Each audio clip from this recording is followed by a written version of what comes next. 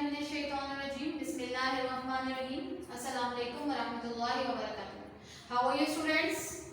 Hope you are fine. Today we are going to again start the unit number 3. क्या है हमारा unit number 3? Cell, heredity and evolution. Girls previous topic में हमने cell division को start किया था. कितनी टाइप ऑफ सेल डिवीजन होती है? How many types of cell division are there?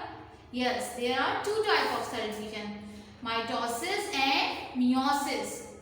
We have discussed in previous lecture about mitosis. Mitosis कौन सी cell division होती है?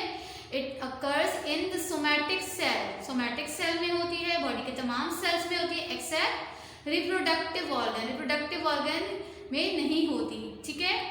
और इससे बनने वाले सेल अपने पेरेंट सेल की एग्जैक्ट कॉपी होते हैं, ठीक है? और इसी तरह से उनके अंदर नंबर ऑफ क्रोमोसोम भी पेरेंट सेल जितने ही होते हैं. Now we are going to discuss about the second type of cell division which is called meiosis.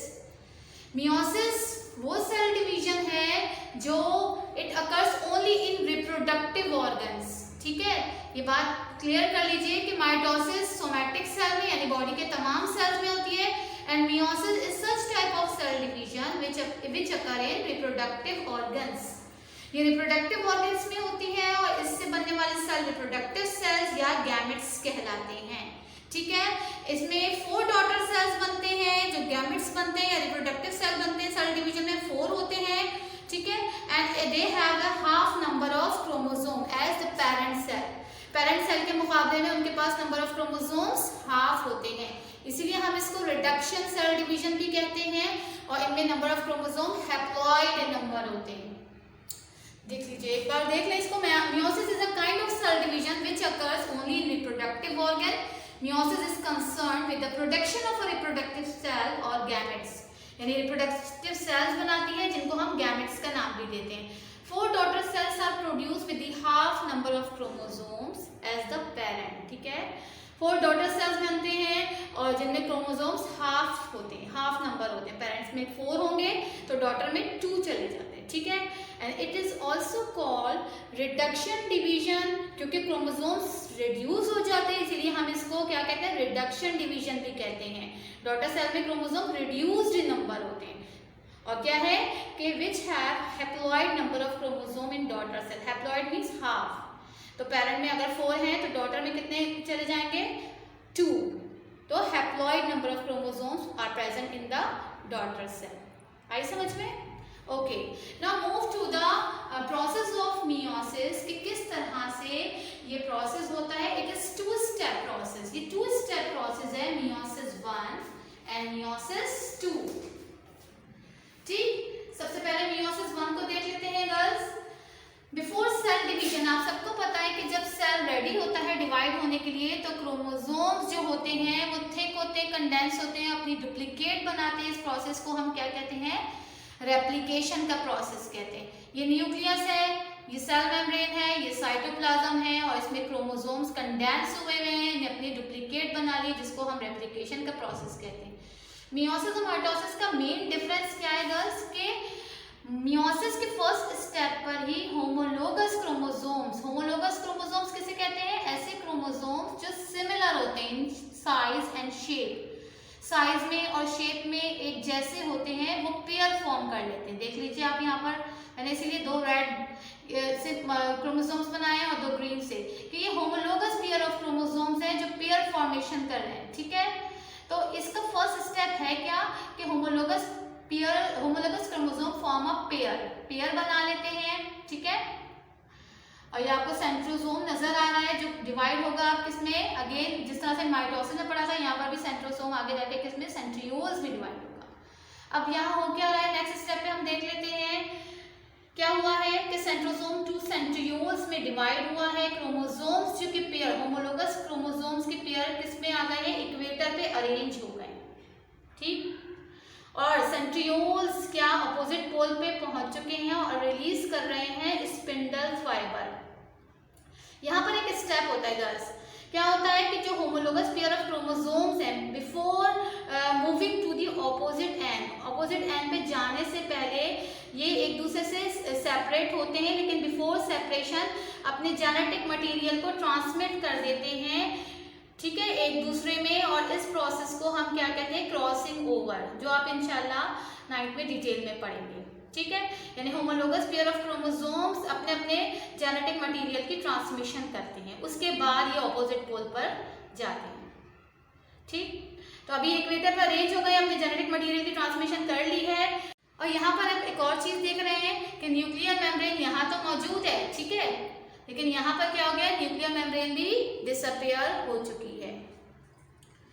अब थर्ड स्टेप पे हो क्या रहा है कि ये क्रोमोसोम्स के पेयर अपोजिट पोल की तरफ जा रहे हैं, स्पिंडल फाइबर इनको स्ट्रेच कर रहे हैं और homologous pair of chromosome begin to separate, ये ऑपोजिट एंडिंग की तरफ जा रहे हैं।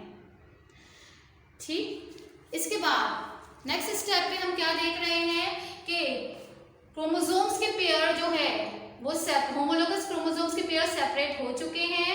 ठीक है, ऑपोजिट पोल पे पहुंच चुके हैं।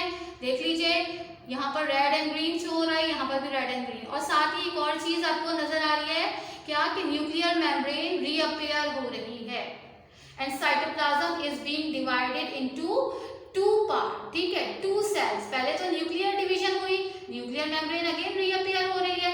अब किसकी बारी है डिवीजन में, अब साइटोप्लाज्म की बारी है। Cytoplasm is going to divide into two part. और साइटोप्लाज्म की डिवीजन जब हो जाएगी तो क्या होगा, दो डॉटर सेल बनेंगे। देख लें, cytoplasm is going to divide and in this case cytoplasm divide हो चुका है, दो पार्ट में डिवाइड हो चुका है।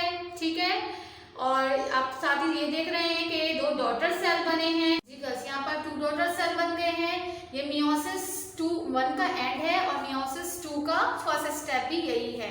आप देख रहे हैं यहाँ पर कि होमोलोगस पेयर ऑफ क्रोमोसोम अलग अलग सेल में जा चुके हैं। अब होगा क्या, अब मियोसिस 2 का फर्स्ट स्टेप वैसा ही होगा, यानी ये मियोसिस 2 वैसा ही है जैसा कि माइटोसिस था।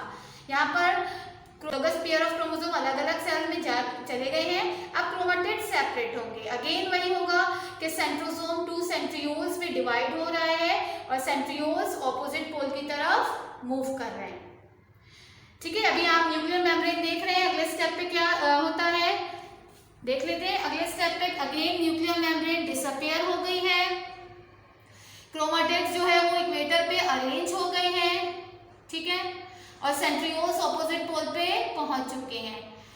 अब ये स्पिंडल फाइबर रिलीज करेंगे सेंट्रोमियर से। इस क्रोमेटिड्स एक दूसरे के साथ ज्वाइंट है, सेंटर में क्या था, सेंट्रोमियर था। ठीक है, अब जब ये क्रोमेटिड्स अलग होंगे तो सेंट्रोमियर भी जो है वो दो पार्ट में डिवाइड हो जाएगा। सेंट्रियोल्स ने अपने स्पिंडल फाइबर रिलीज किए और क्रोमेटिड्स के साथ अटैच करवा दिए। ठीक है, spindle fibre release and chromatids are being pulled. अब ये स्पिंडल फाइबर क्रोमेटिड्स को पुल करेंगे। फाइबर्स क्या कर रहे हैं, क्रोमेटिड्स को ऑपोजिट पोल की तरफ स्ट्रेच कर रहे हैं। साथ ही साथ अब आपको यहाँ पर क्या हो रहा है, साइटोप्लाज्म भी डिवाइड होता हुआ नजर आ रहा है। ठीक, अब इसके बाद वाले स्टेप में आप देखेंगे यहाँ पर 2 डॉटर सेल थे, अभी 4 डॉटर सेल बन जाएंगे। न्यूक्लियर मेम्ब्रेन अगेन रीअपियर हो जाएगी और इन 4 डॉटर सेल में आप नंबर ऑफ क्रोमोसोम्स कितने कितने देख रहे हैं, 2, जबकि पेरेंट सेल में कितने थे, 4।